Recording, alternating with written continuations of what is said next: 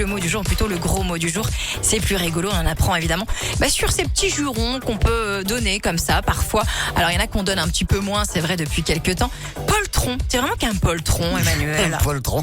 Alors je connais, par contre, j'ai aucune idée de ce que ça veut dire. C'est vrai Moi je connais bien poltron, ça oui, va. Ça on le fera une autre fois. Je suis calé. Pébron aussi, Pébron à la provençale. Mais par contre, poltron, j'avoue que non. Un poltron, c'est quelqu'un de lâche, mais qui manque vraiment de courage physique. Ah, voilà, d'accord. vraiment, c'est plutôt dans l'action et pas tant dans l'attitude. Même si, les deux vont quand même ensemble. En général, c'est parce que t'as peur que tu vas pas aller au front physiquement. Et alors, d'où vient l'origine du mot poltron? J'en ai aucune idée non plus. Toi, tu me parlais de poltrone et sofa. Poltrone et sofa, oui, poltrone, oui. en italien, ça veut dire fauteuil, mais rien à voir. Quoique, on pourrait se dire que le poltron, c'est celui qui reste bien calé dans son le fauteuil, qui veut pas y aller. Il se mouille pas. C'est ça. Non, en fait, ça remonte à l'époque des Romains. Alors déjà, à ce moment-là, il existait un service militaire obligatoire pour les hommes de 17 à 60 ans.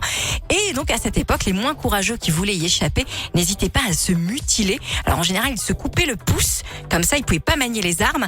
Et on les appelait les pollex truncatus, les pouces coupés. D'accord. Et poltron n'est finalement que la contraction de pollex truncatus. Génial. Poltron.